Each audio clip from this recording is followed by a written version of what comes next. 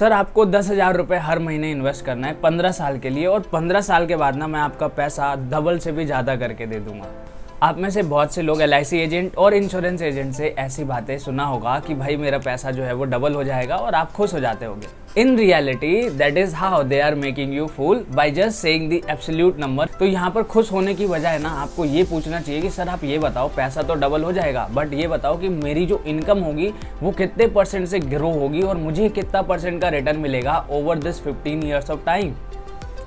इससे क्या होगा कि जब आपको नंबर पता चलेगा तो फिर आप उसको कंपेयर कर पाओगे दूसरे फाइनेंशियल इंस्ट्रूमेंट पे जहां पर आप और अच्छा रिटर्न जनरेट कर सकते हो उस पैसे को वहां पर इन्वेस्ट करके। एंड ट्रस्ट में जब आप ये क्वेश्चन उनसे पूछोगे ना वो आपको कुछ नहीं बताने वाला, वो फिर से वही शुरू हो जाएगा कि सर आपको 10,000 रुपये हर महीने इन्वेस्ट करना है, 15 साल के बाद आपका पैसा डबल हो जाएगा। I can guarantee he will reply in the same way.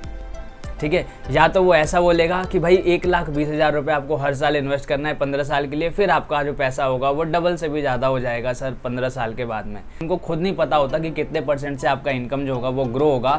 उनको बस ट्रेनिंग इसलिए किया जाता है कि कैसे भी करके आपसे इन्वेस्टमेंट लिया जाए और उनकी स्कीम में इन्वेस्ट किया जाए और उनका एक % कमीशन जो होता है उनका कमीशन बन जाए। So hello everyone, my name is CA Govind और मैं कंटिन्यू कर रहा हूँ म्यूचुअल फंड सीरीज, जिसमें हमने पहले इक्विटी म्यूचुअल फंड्स और डेट म्यूचुअल फंड्स के बारे में बहुत अच्छी तरह से समझ लिया है। और आज हम सीखने वाले हैं डिफरेंट टाइप्स ऑफ रिटर्न की कैसे आपको अपने इन्वेस्टमेंट पर रिटर्न्स कैलकुलेट करना आना चाहिए सो दैट आप ऐसे इंश्योरेंस स्कैमर से बच पाओ। और आपको भी पता होना चाहिए कि आपका इन्वेस्टमेंट जो है वो कितने % से ग्रो हो रहा है सो दैट आप डिफरेंट अपॉर्चुनिटीज़ को भी चूज़ कर सकते हो और वहाँ पर भी पैसे इन्वेस्ट करके मोर हायर रिटर्न्स जनरेट कर सकते हो। And that is why this video is very important for you.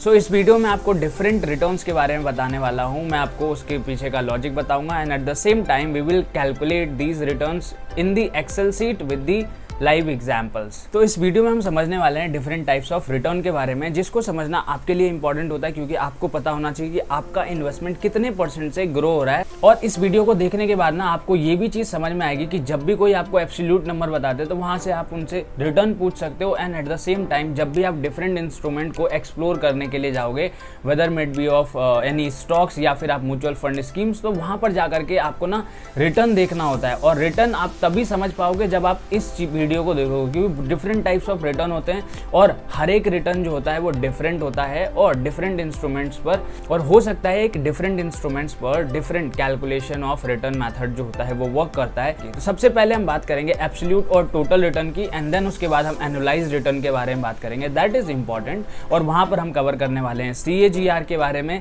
IRR and XIRR। तो यहाँ पर मैं आपको वो सारी चीज़ें बताऊंगा कि कैसे आप, अगर आप स्टॉक मार्केट में इन्वेस्टमेंट करते हो तो वहाँ से रिटर्न कैसे जनरेट कर सकते हो, अगर आप SIP कर रहे हो तो SIP में आपको कौन सा रिटर्न मेथड यूज करना चाहिए। तो सबसे पहले हम बात करते हैं टोटल रिटर्न के बारे में। टोटल रिटर्न का मतलब होता है कि आप इनिशियली अमाउंट कितना इन्वेस्ट कर रहे हो और over a period of time आपको फाइनल अमाउंट कितना मिल रहा है, तो उस पर जो हम % कैलकुलेट करते हैं तो उसको हम बोलते हैं टोटल रिटर्न। टोटल रिटर्न बताता है कि आपने during the investment tenure, let's suppose जैसे मैंने आपको LIC वाले एग्जांपल में बताया था कि 15 साल बाद वो आपका पैसा डबल करके दे रहे हैं। दैट मीन्स कि वहां पर आपको 100% रिटर्न मिल रहा है, बट आपको ये ध्यान में रखना है कि 100% जो रिटर्न मिल रहा है वो 15 साल के बाद में मिल रहा है। तो यहाँ पर मैंने एक एग्जांपल लिया जहाँ पर ईयर आप देख सकते हो 1 to 10 है एंड देन इन्वेस्टमेंट अमाउंट जो है वो हमारा इनिशियली 1,000 रुपीज़ ही हमने इन्वेस्ट किया है। और यहाँ पर जो आपको रिटर्न दिख रहा है ना, ये हमने एनुअल रिटर्न कैलकुलेट किया हुआ है यूजिंग द एब्सोल्यूट %, ठीक है। और यहाँ पर जो आपको रिटर्न दिख रहा है वो हमने टोटल रिटर्न कैलकुलेट किया हुआ है ईयर वाइज और दिस, ठीक है। और यहाँ पर जो आपको साइड में रिटर्न दिख रहा है ये टोटल रिटर्न है ईयर वाइज। तो अभी हम कैलकुलेट करते हैं इसका टोटल रिटर्न की over a period of 10 years हमारा इनकम जो है वो कितने % से ग्रो हुआ है। तो इसका सिंपल सा फॉर्मूला होता है कि हमने इनिशियली हमें कितना % का रिटर्न मिल रहा है उसको हम माइनस कर देंगे हमने कितना अमाउंट इन्वेस्ट किया था एंड इसको हम डिवाइड कर देंगे इनिशियल अमाउंट ऑफ इन्वेस्टमेंट से। तो यहाँ पर हमारा जो % है वो कैलकुलेट होकर के आ जाएगा। अब देखो यहाँ पर क्या आ रहा है कि 1.7 आ रहा है, इसको मैं % में कंप्यूट करता हूँ तो 170% से आपका जो इनकम है वो ग्रो हो रहा है। अब देखो यहाँ पर जो टोटल रिटर्न दिखा रहा है वो भी 170% दिखा रहा है। दैट मीन्स ये 170% से आपका जो इनकम हुआ है वो ग्रो हुआ है। और वो नॉर्मल है कि आप 1,000 रुपये इन्वेस्ट करें और उस पर आपको 1,700 रुपये का इन्वेस्टमेंट इनकम हुआ है, तो 170% का गेन हुआ है। बट कीप इन माइंड ये जो टोटल रिटर्न है ये 10 सालों का रिटर्न है।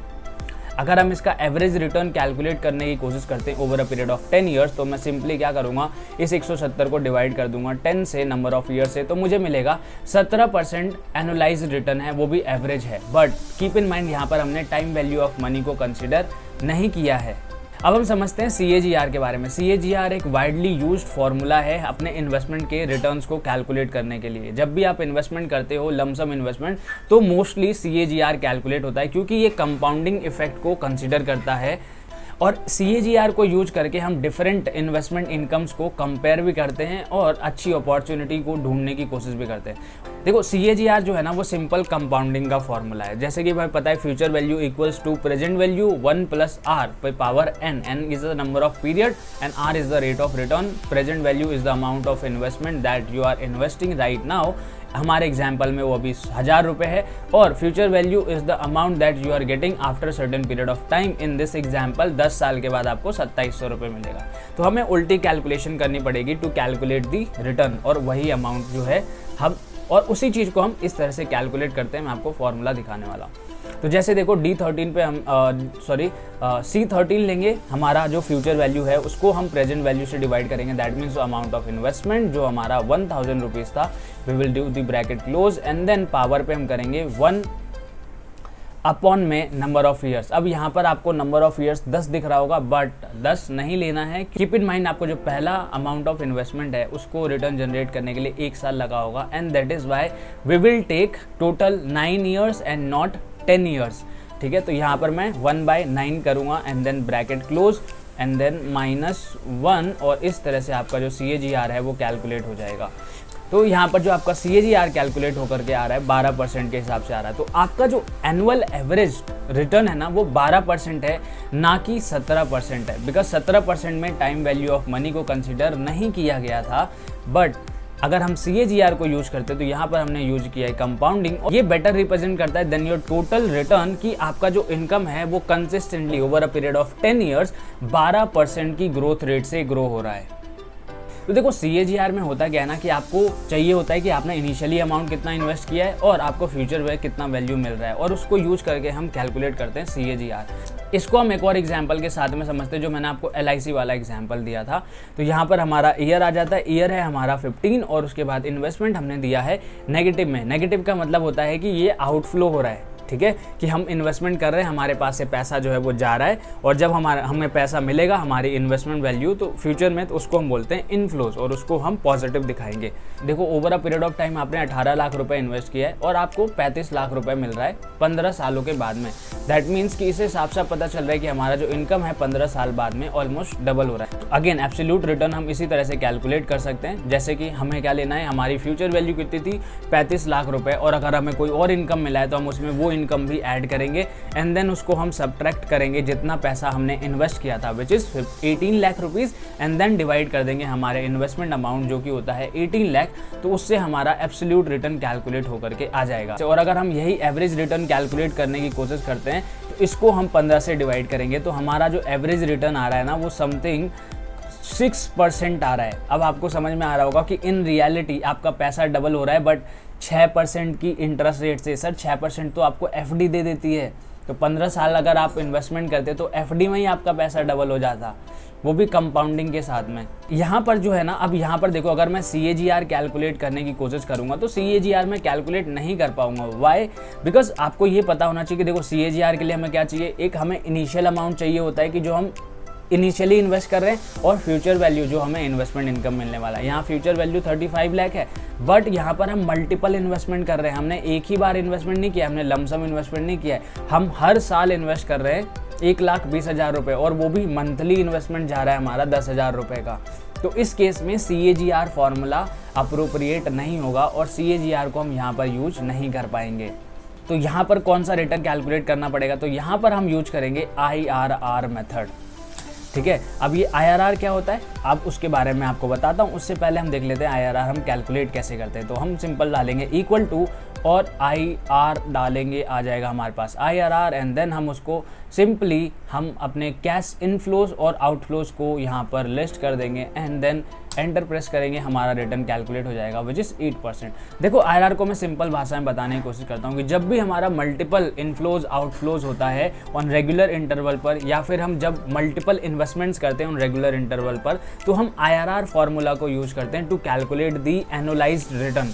जैसे कि यहाँ पर आपको 15 साल तक हम इन्वेस्टमेंट कर रहे हैं, तो यहाँ पर मैंने क्या किया है, आईआरआर को यूज करके ना हमारा एनुअल रिटर्न कैलकुलेट किया है कि over a period of 15 years हमारा जो पैसा है वो कितने % से ग्रो हो रहा है। तो यहाँ पर ये जो 8% है ना, इसका मतलब है कि जो 1,20,000 रुपये हम एक साल के अंत तक में इन्वेस्ट करते हैं, वो फर्दर 15 सालों तक 8% से ग्रो हो रहा है। And that is Y for second year, third year, और वो कंटिन्यूसली री इन्वेस्ट होता रहेगा एट दी 8%। तो जब भी आप मल्टीपल इन्वेस्टमेंट्स करते हो रेगुलर इंटरवल पर, जैसे अगर हम बात करते हैं फिक्स डिपॉजिट की, तो वहाँ पर भी आप आईआरआर मेथड को यूज करके अपना रिटर्न कैलकुलेट कर सकते हो।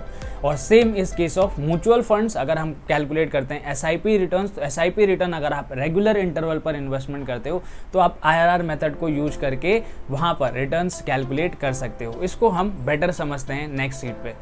सो अब मैं आपको बताने वाला हूँ आईआरआर और एक्सआईआर के। तो एक्सआईआर जो होता है वो आईआरआर की तरह सेम ही होता है, बट थोड़ा सा मॉडिफाइड वर्जन है, और इसको हम बोलते हैं extended internal rate of returns. Just like IRR, ये भी आपको एनुअलाइज रिटर्न देता है, बट आईआरआर बेस्ट सूट तब करता है जब वो रेगुलर इन्वेस्टमेंट होता है ऑन रेगुलर डेट पर। अगर मान लो कि आप इरेगुलर इन्वेस्टमेंट करते हो, कभी आपने इन्वेस्ट किया, कभी आपने उस डेट पर इन्वेस्ट नहीं किया, या फिर कभी आपने दूसरे डेट्स पर इन्वेस्ट किया, तो उस केस में क्या होता है कि हम एक्सआईआर को प्रेफर करते हैं, क्योंकि एक्सआईआर जो है वो डेट को भी कंसीडर करता है कि आपने कौन से डेट को इन्वेस्टमेंट किया है, और जो आपने इन्वेस्टमेंट किया है वो कितने दिन तक इन्वेस्ट रहा है, जिस पर वो कैलकुलेट करने की कोशिश करता है रिटर्न। तो ये आपको मोर एक्यूरेट रिटर्न प्रेजेंट करता है देन दी आईआरआर मेथड, और इसीलिए रियल वर्ल्ड में एक्सआईआर मेथड जो होता है वो सबसे ज़्यादा यूज होता है। तो इसको हम एग्जाम्पल के साथ में समझते हैं। 2023 में हमने 1 लाख रुपए इन्वेस्ट किए, और फर्स्ट मंथ के फर्स्ट तारीख को 2024 में हमने फिर से 10,000 रुपये इन्वेस्ट किया। 2025 में मुझे 1 लाख रुपए जो था वो मैंने विड्रॉ कर लिया, और 2026 में मुझे फर्दर 30,000 रुपये मिला। अब इस पर मुझे रिटर्न कैलकुलेट करना है। तो देखो आईआरआर मैंने यहाँ पर कैलकुलेट करा, सिंपली आपको आईआरआर पुट करना है एंड देन आप रिटर्न कैलकुलेट कर पाओगे। ओके सेट, देखो आईआरआर एंड देन आपको क्या करना है, इसको यहाँ पर पुट करना है। तो यहाँ पर आ रहा है हमारा आईआरआर 18%। अब कीप इन माइंड, देखो आईआरआर जो है वो डेट्स को कंसीडर नहीं कर रहा, वो ये मान के चल रहा है कि जो इन्वेस्टमेंट है या फिर जो विड्रॉल है वो एनुअल बेसिस पर है।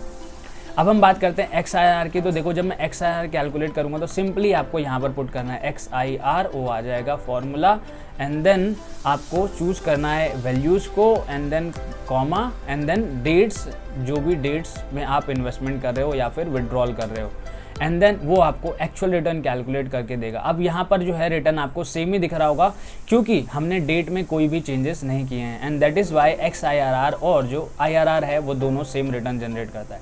अब इसी को हम दूसरे एग्जाम्पल के साथ में समझते हैं, बट यहाँ पर मैंने डेट्स को थोड़ा मॉडिफाई कर दिया है, और इसके बाद हम रिटर्न को कैलकुलेट करने की कोशिश करते हैं, देन देखते हैं कि एक्सआईआर और हमारा आईआरआर क्या रिटर्न देता है। तो एक्सआईआर, देखो आईआरआर कैलकुलेट करूँगा तो आईआरआर यहाँ पर फिर से आपको सेम रिटर्न देगा, क्योंकि ये डेट्स को कंसीडर नहीं करता है। तो आपको पता होना चाहिए कि कब हमें आईआरआर और कब हमें एक्सआईआर यूज करना है, जैसा कि मैंने आपको पहले बताया है। तो देखो ये अभी भी सेम रिटर्न दे रहा है 8.13%, जो कि हमें ऊपर दे रहा था। और यहाँ पर अगर हम एक्सआईआर कैलकुलेट करते हैं इन द सेम वे, तो ये हमें देगा